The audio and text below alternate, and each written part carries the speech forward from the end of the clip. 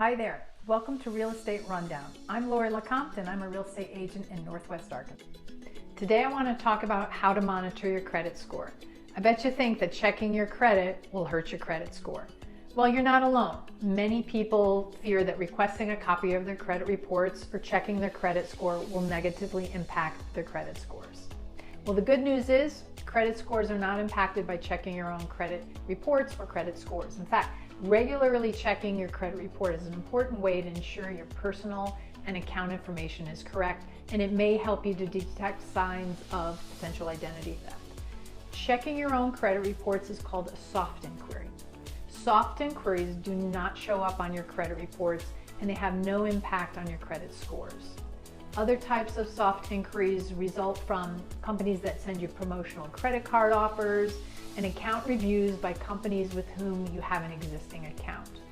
Again, soft inquiries do not affect your credit score and are not visible to potential lenders that may review your credit.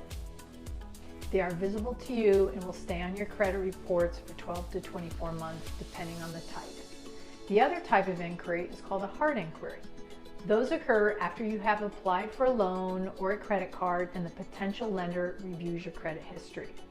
Hard inquiries do affect credit scores, but if you're making a large purchase, such as a home, and you're shopping around for the most competitive rates with different lenders, multiple hard inquiries are generally treated as one hard inquiry for the given period of time, typically 14 to 45 days. Now that allows you ample time to check with different lenders and really find the best loan terms for you. You're entitled to a free copy of your credit reports every 12 months from each of the 3 nationwide credit bureaus. They're Experian, Equifax, and TransUnion. If you go to www.annualcreditreport.com, you can access all 3 of those credit bureaus. So you might be wondering, well, what should I look for when I review my credit report? Well, make sure that you recognize the information on your credit report, including your personal identity information such as names, addresses, social security number, account numbers, and loans. Then check that the other information on your credit report is accurate and complete. If you find any information that you believe does not belong to you or that is incorrect, contact the business that issued the account or the credit bureau that issued the report. Now take note of your credit score, as it plays a major role in determining the interest rate of your loan. Your credit score is a numerical rating that ranges from 300 to 850, and it basically lets lenders know how responsible you are when you borrow.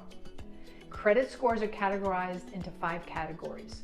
300 to 579 scores are rated poor, 580 to 669 is fair, 670 to 739 is good, and 740 to 799 is very good, 800 to 850 is excellent. If you have a high credit score, it's probably because you pay back your bills on time and you avoid debt as much as possible. If you have a low credit score, it may be because you miss payments or regularly overdraft on your accounts. A high score will give you access to lower interest rates and more loan options. If you have a low score, you may have trouble getting a loan. If you are eligible for a loan, your options may be fewer and your interest rate could be on the higher end. Now, lenders look for a credit score of about 620 and up when you apply for a conventional loan. If your score is below 620, you might be offered a higher interest rate. If your credit score isn't where you'd like it to be, there are a few steps that you can take to raise your score over time. Let's talk about those. Number 1, make all payments on time.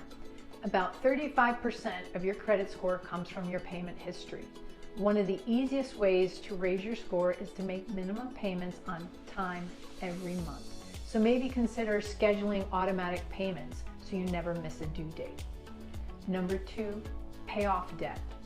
Another good way to increase your credit score is to determine any outstanding debt you owe and pay on it until it is paid in full.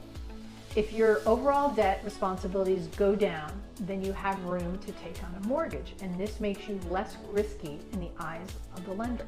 Number 3, avoid closing credit lines. And I know this is a little hard to wrap your head around, but closing lines of credit can lower your score, so don't completely shut them down. Pay them down and then just let them go. By all means, avoid taking on any new credit while you're trying to buy a home. Opening new credit can put a hard inquiry on your credit report, and remember, too many hard inquiries affect your credit score. Bottom line is, remember to monitor your credit report regularly. Thanks for watching, and I hope to see you again soon. Feel free to suggest future real estate topics in the comments. Knowledge is power.